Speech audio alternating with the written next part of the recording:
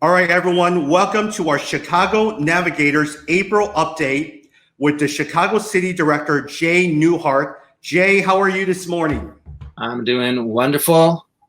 Thank you very much. How about you, Tommy? I'm doing well from Chicago. Jay is over in Wheaton. I'm over in Chicago.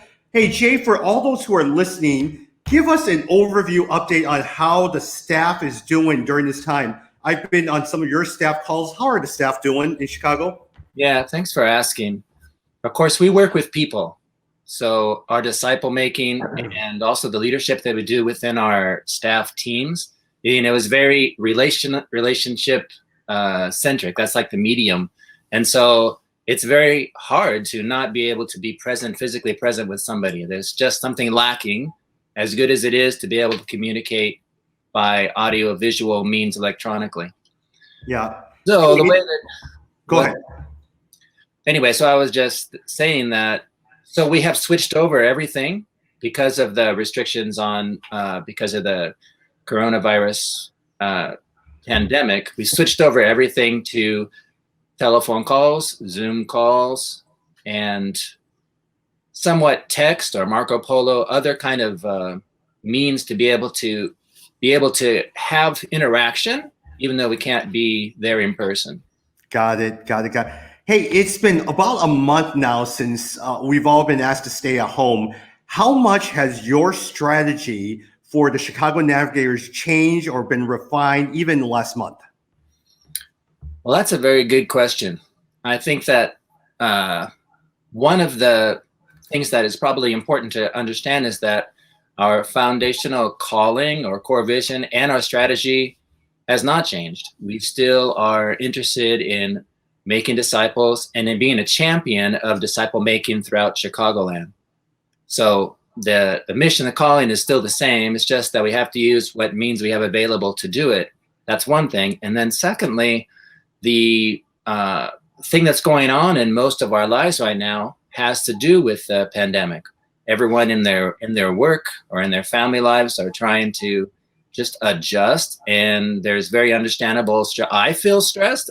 Other people feel stressed as well, both from the physical side as well as from the isolation and loneliness side, and financially. And so engaging with people right now in that and calling us one and all to also be able to go to the Lord and lean on Him in this time, because He is the stability of our times. Got it. Hey, for our April update, I am new to the Chicago family, and I realize that even under Chicago Navigators, there is I-58, Nations Within, Collegiate Ministry, NAVS 20s, NAVS Military. Can you highlight one or two ministries and share a little bit of what's going on during this month in April? Sure. First of all, even though we do have those different contexts, those different missions, I think that I'd like to first just reemphasize that what we're trying to do is actually in common across all the different contexts, is that we're wanting to see the gospel of Jesus advance in Chicagoland. And so whether it's on a military base up at Naval Station Great Lakes, or if it's on UIC campus, or if it's on the west side or the south side or the north side with young adults, that we really do have one mission and one calling to advance the gospel of Jesus and His kingdom into the nations through spiritual generations of laborers living and discipling among the lost. And that is done together with the rest of the body of Christ. So it's not that the Navigators are working in isolation or running our own race, but we are necessarily integrated with the rest of the body of Christ. And so, for example, working among businessmen and women, we have a couple out in Barrington, Gary and Sandy Carter, who are making disciples in Orchard Church, where they are members. They also, as part of that, they mentor young adult couples. And so they're making a contribution, but it's not like separate from the church. It's integrated into the plan of Orchard Church.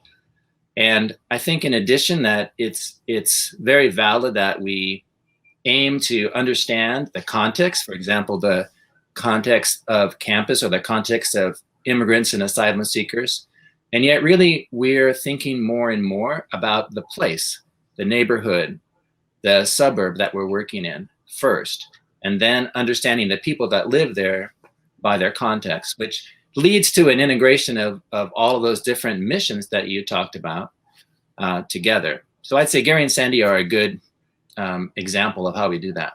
Got it. As we look at May, what are some of the things that are on your agenda that you're hoping to work on during this month of May?